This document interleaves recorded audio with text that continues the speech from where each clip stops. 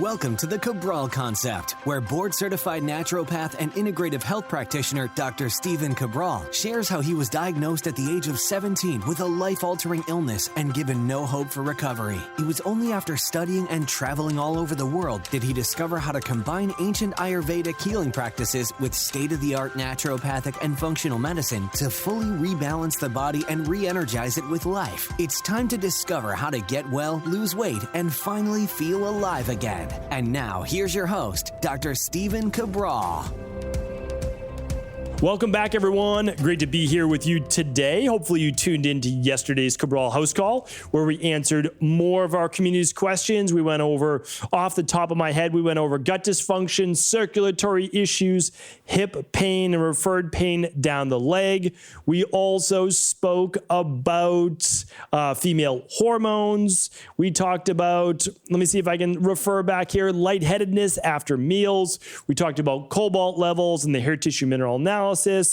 And so much more. So hopefully you tuned in. That was episode 1975. If you want to tune into that show, you can go to stephencabral.com/1975. And of course, today's show is stephencabral.com/1976 if you want to read along with those questions. And we're going to dive right into it today. I want to make sure that we get to all of our community's questions, as many as we can, as soon as we can. Today's first question comes in from May 10th, and it's from Lyndsey. So we're running again about 6-7 weeks behind or so. Just remember that if your question was, if it came in before May 10th, it has been answered. And of course, if you wrote in after that time, it will be answered on an upcoming Cabral HouseCall on the weekend.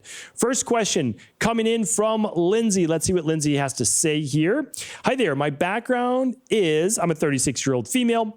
I have a long history of antibiotic use, mainly for urinary tract infections. I also have celiac disease and was diagnosed at age 19. I'm on the path to getting well, and I'm working with an IHP here in Australia. I've done the starter lab tests and just waiting for the results of those. I've started the CBO protocol and will have been doing it for 1 week tomorrow. My question is, for as long as I can remember, if I let myself get hungry, I get nasty bloating and wind pain, which then get worse when I eat something. Why is this? It doesn't seem to happen if I don't let myself get too hungry. My 14-year-old daughter gets the exact same thing. I'd love to know what causes it. Thanks so much. Yeah, it's an interesting point. I don't know that I'm going to be able to give you the exact answer, but let me give you a couple reasons as to why. So I'm going to give you an Ayurvedic answer, then I'm going to give you a more functional medicine answer. All right, so in Ayurveda, when you go too long without eating, it increases what's called vata, which is wind, which is ether, right? So you even said the word wind pain or air is vata, lightness, airiness. And sometimes what can happen is your body starts to break down additional, right? It can break down additional, even bacteria inside of the gut, and it could cause some level of die-off. That's definitely possible. It's not a likely scenario. It doesn't happen often, but certainly possible.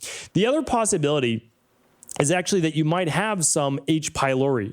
And this is not uncommon with people with an H. pylori infection in the stomach. Again, I can't provide medical diagnosis on this podcast, medical treatment plans, or medical advice. So just, again, I'm giving you from about 3,000 miles away, my opinion over this podcast. So that's where I would look. Now, it won't show up on the starter kit, which is the Candida metabolic and vitamins test, and the minerals and metals test, which is the best place to get started, yes. But it would show up on a bacteria and parasite stool test. We do mail those to Australia, and you can get that through your IHP if you'd like, and everyone else can get it right at equi.life if they're suffering from the similar conditions themselves. All right, great question. Uchi is up next. At 45, I've had all of these conditions: PCOS, Hashimoto's, high blood pressure, colon cancer, insomnia, skin allergies, constant diarrhea, leaky gut syndrome, and anxiety. I've gone to hundreds of doctors, including 2 functional medicine, but my symptoms continue. I want to advocate for my own health and take it into my own hands. Feeling overwhelmed, I don't know where to start. Address what issues first: autoimmunity, gut, health, inflammation. Would love to get some insight on where to start and focus first. Uchi, I mean, honestly, you've come to the right place. We specialize in the hard to, we don't say the word treat, hard to handle cases. But here's the thing. I'm going to cut right to the chase.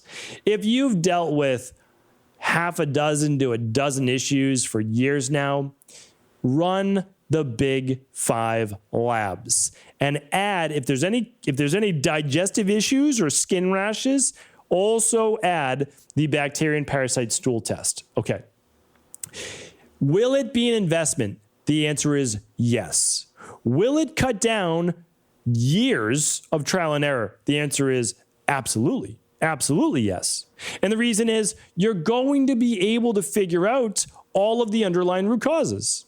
So I know that you've been to 100 other practitioners, but here's the thing. We're going to tell you exactly what your food sensitivities are, your mineral deficiencies, your vitamin deficiencies, how your detox system works. Do you have candida? Do you have bacterial overgrowth? Do you have H. pylori? Do you have parasites? Yes or no?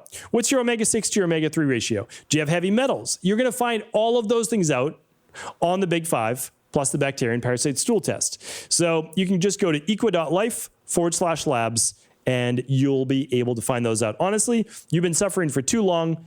I mean, that's what I would do. Because if not, again, you're just going to try something else. You might as well pinpoint the actual deficiencies as well as the toxicities. And if you haven't read The Rain Barrel Effect, please read The Rain Barrel Effect. It will make all of this much more crystal clear. Sarin is up next. Me again. I've noticed some pushback in health spheres from doctors that smoothies are overrated.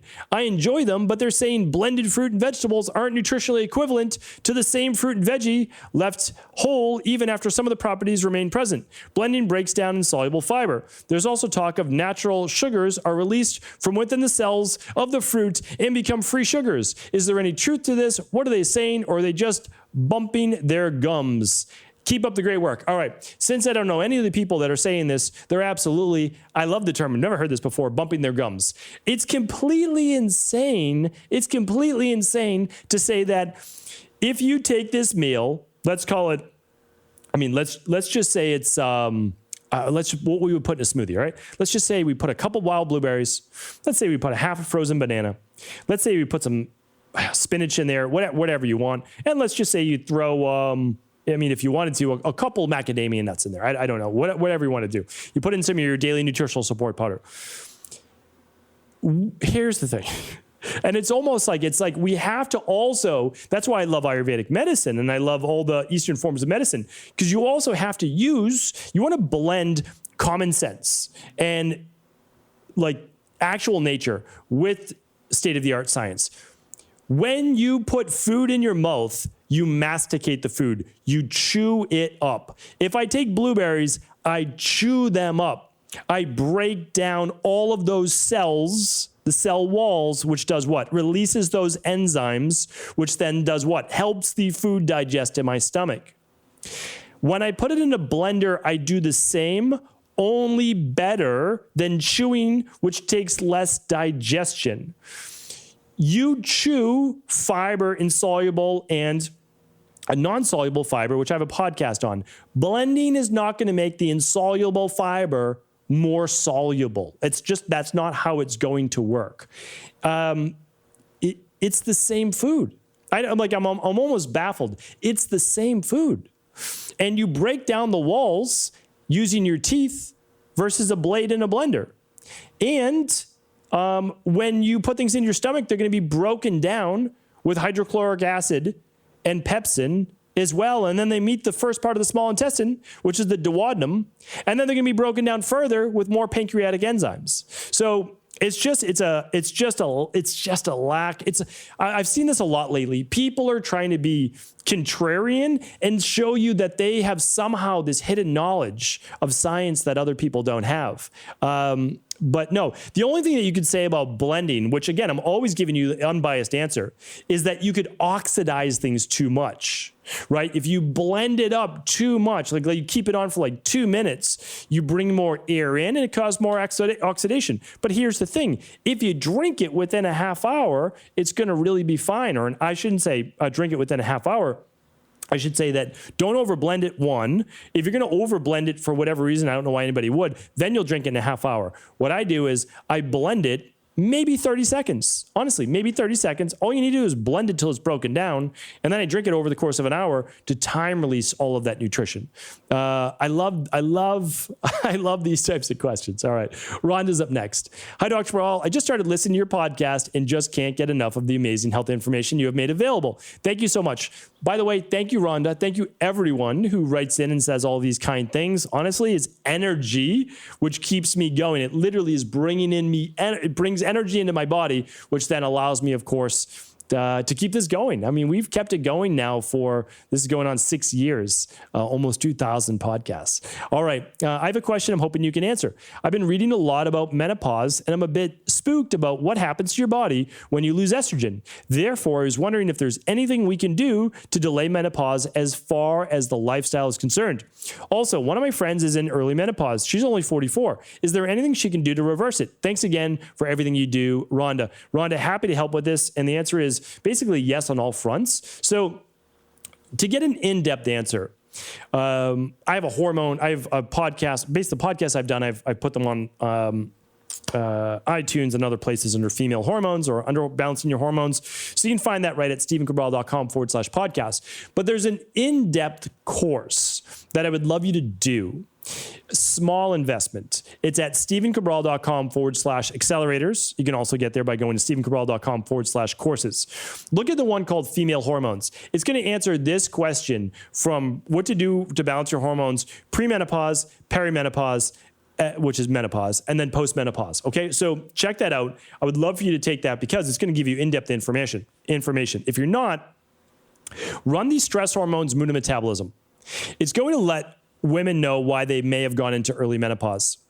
Oftentimes, it's because of estrogen dominance, which means lowering levels of progesterone, typically in most women, due to higher levels of stress and cortisol, toxins, viruses, inflammation.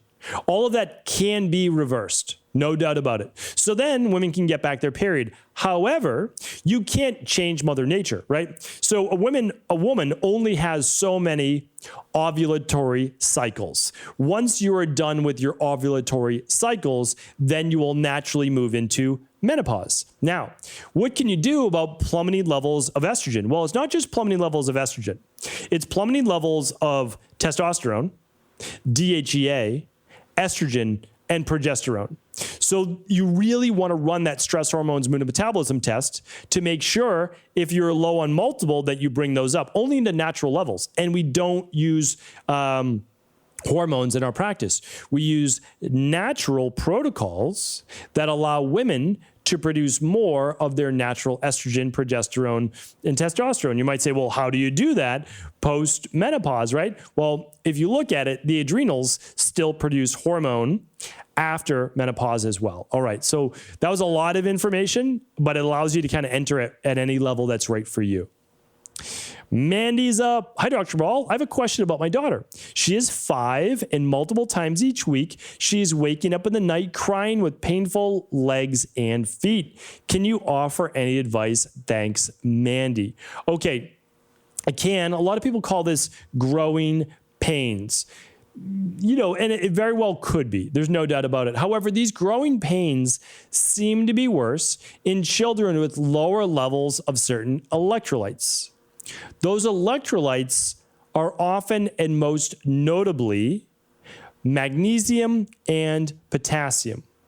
It doesn't mean that your daughter needs to start supplementing with nutritional supplements. However, she does need to make sure she's getting enough. Sometimes it could be as easy as adding more high potassium foods to the diet. You can go to stephencabral.com/podcast and look up high potassium foods there. You can Google high potassium foods as well. Most people think of banana, but there's more than just bananas and coconut water for potassium. But both of those can work. So it's easy to get high potassium from foods, and I recommend it. Banana, coconut water, etc. But I also recommend potentially taking some magnesium for even a child. Now, it doesn't mean that you have to do this, but if you can't get enough high magnesium food, you may want to add a little bit of supplemental magnesium. You can get magnesium gummies. You can take the magnesium citrate powder, which is what I do for my daughters. You can find that at... it's at equa.life, Yeah, just go to equi.life and just type in magnesium. You'll see it pop up as magnesium bicarbonate or magnesium citrate. It's just the magnesium powder. And you can just use a half a teaspoon to 1 teaspoon with your daughter. But again, I can't give you medical advice. I'm not certainly providing any type of treatment, and you should always do what you feel is best. So that's what I recommend. You can always run a minerals and metals test with your daughter too to take a look at those electrolytes. So again, hopefully that was helpful. All right, we've answered 1, 2, 3, 4, 5, 6 questions today already. Well, it looks like we are there. So, today we got a super fast version of the Cabral HouseCalls. I never gauge how long I'm going to spend on each individual question. I just want to make sure that I gave you my all, that I gave you my best, not as a complete answer, right? It's not meant to say, oh, I know everything about you. I've done a full intake. I've taken your labs, all those things. But it's say, hey, you and I bump into each other in the airport, which happens to be sometimes quite often, or at the end of an event, and you ask me a question just like this, and I give you the answer based on 20 plus years of working with people and having seen pretty much all of these different items and issues before. So again, hopefully this was helpful. If it was, please do feel free to share these shows with anyone you believe they could serve. Take care, everyone. Have an amazing rest of the weekend, and I'll be back tomorrow with our Mindset and Motivation Monday. Thank you so much for tuning into today's show. And before you go, I wanted to make sure that you knew about a brand new formula debuting this week over at equa.life. One of the best parts of my job, one of my favorite parts, is being able to formulate new products. What I do is I look for a need within our global health community. It's really the only reason why I formulate, as I say, okay, what are people asking for right now? Where is there a lot of confusion out there in the nutritional supplement space? And if possible, can I make the formula better? That is what's already out there right now. And that's exactly what we set out to do over the last year with our brand new daily mushroom immune support. So we've known for thousands of years, especially with traditional Chinese medicine, how beneficial mushrooms can be for the body. But the issue with a lot of mushroom-based blends, and it's not a bad thing, but the issue is that sometimes you're taking reishi or maitake or shiitake for the immune system, then you're taking lion's mane for brain cognition, getting rid of that brain fog, helping with concentration. Then you're taking another one, chaga and cordyceps, for energy and endurance. Then maybe you're taking some more turkey tail when you really need to boost the immune system. And a lot of times, a lot of people don't know the other types of mushrooms that aren't as well known. Something like agaricus that we decided to add to our blend, which can be amazing for a healthy cardiovascular system, which again is the #1 cause of mortality all around the Western-based world. So that's what we did. And we also said, listen, we can't make this just a little dusting of mushrooms inside of each one of these.